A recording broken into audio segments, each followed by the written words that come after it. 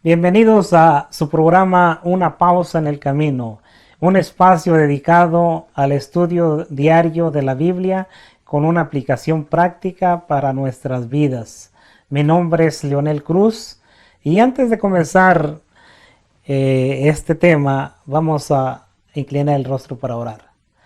Padre nuestro que estás en el cielo, santificado sea tu nombre. Gracias, Señor, te damos en esta hora, te pedimos que derrames tu Espíritu Santo, Señor, en este momento para que podamos explicar esta lección.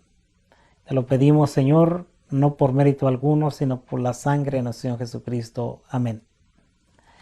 El título de este tema es Señal de un hijo. El ofrecimiento de una señal. Sigue Dios insistiendo, hermanos. Sigue insistiendo de una señal. Aunque el rey Acaz rechazó la señal, rechazó al principio lo que Dios le estaba, la señal que le estaba dando, Dios sigue insistiendo y le da otra señal. Ya sea como Dios le dijo al rey Acaz, en Isaías 7:11, donde dice, ya sea de abajo, en lo profundo, o de arriba, en lo alto. Dios sigue insistiendo con la señal. Vamos a leer en Isaías 7:14. Dice, por tanto, el Señor mismo os dará señal.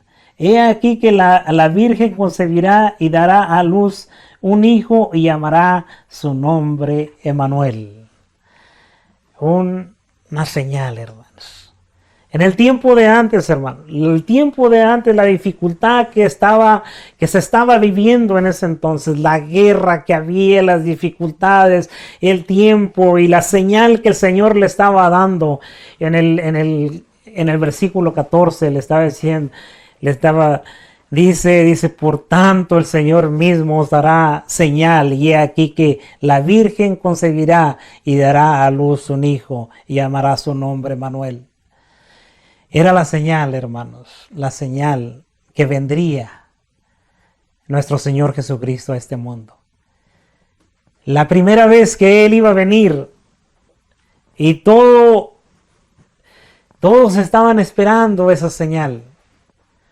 Así es que las mismas dificultades que estaban pasando en el tiempo de antes, las mismas dificultades que estaban pasando el rey Acaz, si pasamos a la vida diaria de nosotros, hermanos, tenemos esas mismas dificultades. Esas mismas dificultades, la diferencia es que la señal de la venida, la primera venida de Cristo a la segunda venida de Cristo es la que estamos esperando hoy en día. Es la que estamos esperando, dice. ¿Quién es la mujer? ¿Quién es el hijo? Dice, en ninguna parte del Antiguo Testamento indica el cumplimiento de esta importante señal como lo había hecho con las señales dadas a otras personas, como a Gedeón. Las señales que le dio a Gedeón, claras, para que él mirara. Esta señal fue una señal que en el tiempo de Acaz, en el tiempo con todas las dificultades que tenía, era la primera venida de Cristo.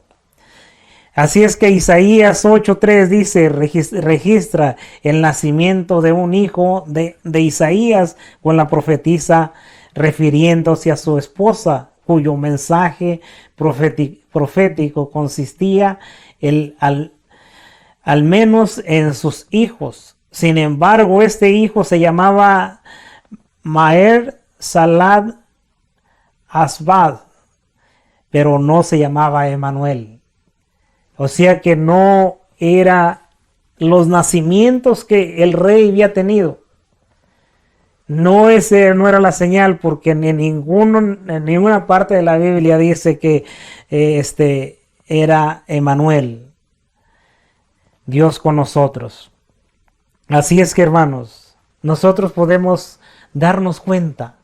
Nosotros podemos darnos cuenta que la señal que le estaba dando al rey era la primera venida de Cristo. Ahora nosotros esperamos la segunda venida. Un nacimiento natural de una mujer soltera. Estaba hablando del versículo 14. Decía, un nacimiento natural de una mujer soltera en edad de casarse supondría un hijo ilegítimo por causa de la promiscuidad ilegal. ¿Por qué Dios se refería a un niño así como una señal para inspirar fe? Hermanos, cuando el Señor Jesús nació, cuando el Señor Jesús nace de una mujer virgen y de una mujer que tenía un compromiso pero no estaba casada. Esa era la señal que le estaba dando al rey Acaz, el nacimiento de nuestro Señor Jesucristo.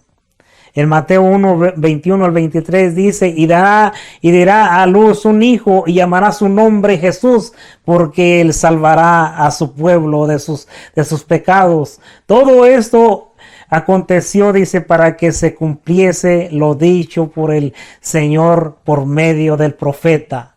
Y dice, cuando dijo, he aquí, una virgen concebirá y dará a luz un hijo y llamará su nombre Emmanuel, que traducido es Dios con nosotros. Este versículo nos aclara, hermanos, nos aclara que esa señal era el nacimiento de nuestro Señor Jesucristo, la primera venida de Jesús. Y con todo esto que estamos viviendo, hermanos, con todo esto con esta pandemia que estamos viviendo hoy, con tanta dificultad que hay hoy en día, que muere gente y está muriendo gente en cantidad, los hospitales están llenos de enfermos, las funerarias no se dan abasto de tanta gente que está muriendo. Ese mismo problema había en la antigüedad. Ese mismo problema está pasando al tiempo de nosotros. Y ese mismo problema tenemos que enfrentarlo, mis hermanos, y creer en la segunda venida de Cristo. Y el Señor vendrá por nosotros. Así es que, hermanos, confiemos en el Señor. Y confiemos cada día más, aferremos de esa promesa, aferremos de que lo que el Señor nos está hablando. Cuando Él se fue, dio esa promesa, y vendré otra vez y os tomaré a mí mismo. Hermanos, el Señor es fiel en cumplir su promesa. Así es que, hermanos, nosotros debemos de entender en qué situación estamos. Entender qué es lo que Dios nos está hablando, porque Dios a través de su palabra nos está hablando y nos está amonestando y nos está dando una señal, nos está dando una señal, otra señal, y nos está dando pruebas para que nosotros podamos entender en qué momento estamos. Así es que, hermano, yo estoy impresionado por lo que el Señor está haciendo hoy en día, pero también confío en su promesa. Y quiero que todos confiemos en esa promesa, en esa bendita promesa de la segunda venida de Cristo.